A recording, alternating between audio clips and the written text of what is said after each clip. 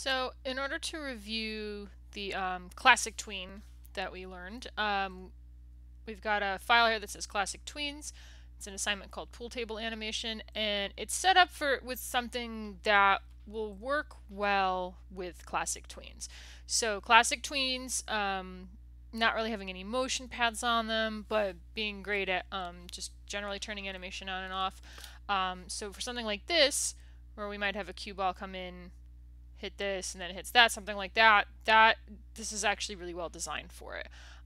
So we have here, got it set up where there's two layers, the background, which is just the pool table, and then all of these, and they're all PNGs set up in here.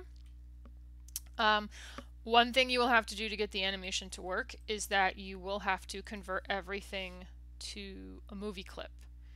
There's no quick way to do that. There's just not. You gotta hit F, where is it, 8, or right click, convert to symbol, say cue ball. Oh dear. Hang on. Everything was selected, right? If you try to select everything and convert to movie clip, it's going to put everything in the same movie clip, which is not okay. Again, so convert to movie clip, 3 ball, yeah. And so on and so forth. Or you could right click, convert to symbol. And I'm naming them so that they're sort of obvious. Another thing you should think about, because this class people usually get very good with their layers and very terrible with their library, you can use folders. And so I can make a folder called PNGs, which is not spelled like that. PNGs, there we go. And I can take all of those image files that were imported in here and drag and drop them in there. And then that way the movie clips I'm working with will be there, because these will look the same in here regardless. One of these will work very well for animation, one of them will not. Another trick that we can use, I can select all 3 of these that I turned to movie clips, right click, distribute to layers, and that will not only, there we go, distribute them to layers, it'll name those layers after what they are, right? So we can just more easily, that's something you don't have to do manually. So if you're sitting there distributing manually multiple things to multiple layers, remember you can do that automatically. Also remember, because we haven't really started an animation like on our own yet, if you think to yourself, all right, I'm going to animate the cue ball, and so I want it to start here, and then I want it to go, you know, there later, so I'm going to put a keyframe in there, and then everything else vanishes. Remember that you need to also expand out your background and anything else. So in order for anything to show up at this point, F5, there needs to be frames there, right? As soon as there's no frames holding it, it doesn't exist anymore. We don't see it, right? So we need to remember to extend out all of the layers by hitting F5. I'm not putting keyframes in except for the thing I'm animating. Don't put in a keyframe unless you actually need a keyframe, because you need something to change or you need something to hold.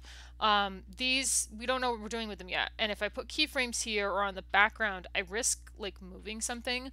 Locking a layer helps, but if you end up with a bunch of keyframes on a layer where nothing moves, that can be very confusing. And then what you want to do is, this is a lot of, you work at it and then you refine it. And so what we did in class is I kind of showed, whoops, nope, let's see, that's where it stops. There.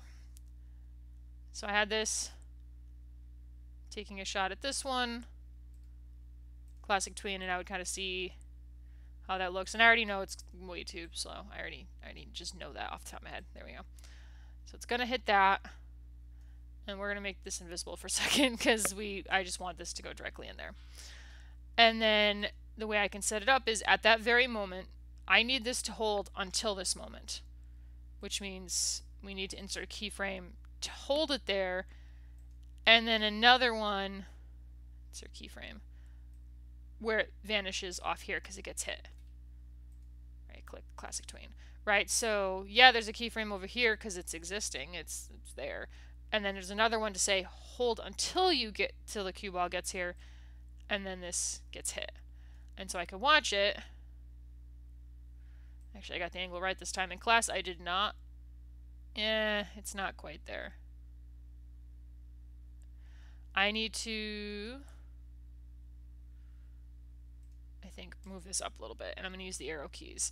The angle at which this hits determines how that 3-ball moves. There we go, that's better. And so if it hits too low, then it means the 3-ball should be going up here. If it's too high, it means it should be going down there. But then, of course, you'll notice that wouldn't stay there. That's not how that works. So I'm going to expand this out, put a keyframe in, think to myself, all right, if that hits that way, then it needs to slowly kind of veer off there. It's actually not too bad, right? And part of this is that I've done this exact animation before, so I kind of have a sense of the timing, but part of it is that you watch it and then you make changes. For example, once you get a general sense of the timing down, you can click on a tween right here, and I can turn the ease, and I always get it wrong the first time, I believe that way. Let's see if it goes faster.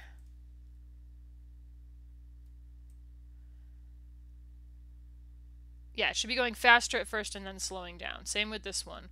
I'm going to have it slow way down as it's going. And actually this, I only want like a little bit of an ease, because it's going really fast is the idea. There. The ease works really well on that second half.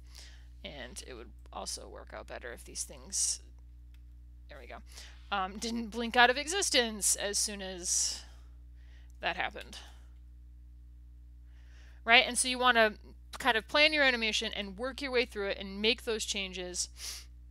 Maybe have this disappear a little bit. Oh, I hate this new system. You used to be able to drag the end of that, now you can't. Right click, remove frames. There we go. Don't worry about making these like fade out or masking or anything like that. Just have them kind of blink out of existence unless you get everything else done and you really want to like add something fancy. But the point of this is to get some practice in with the classic tweening. We want to set something up that's not long, you don't want this to be 30 seconds long, but longer than just the one action we've been doing and more meaningful, right? I'm going to be paying attention to, you know, kind of the angle at which things hit, and one thing shouldn't move until the other hits it, and, you know, these things slow down as they hit things. I'm not going to break out a ruler and a protractor. I'm terrible at pool, actually. I don't even know how half of it works, but, and you can see right there that that shot doesn't even make sense, which means I have to move this down a little bit so that it's actually, as much as possible, going where it's supposed to. In reality, I should have it hit this and then go in, but we're not going to get that fancy. But yeah, we want to kind of get used to the idea of you start something and you refine it, and then you add your you add your eases in, and then you do the next part, and then as you're going, you're making everything a little bit better, a little bit tighter, fixing the timing. You're not going to get it right on the first time. Those are the kinds of things I'm going to look for. Don't worry about bells and whistles, like fading things out. Don't try to spin these. Yes, I know in real life the number 12 would not be visible to you. However, we do not have the luxury of spinning things in 3 dimensions in this program. All right, so we're just getting a handle on tweens. On classic tweens in particular, use those, please. There should be no blue or green in this timeline. And just sort of get a basic animation going.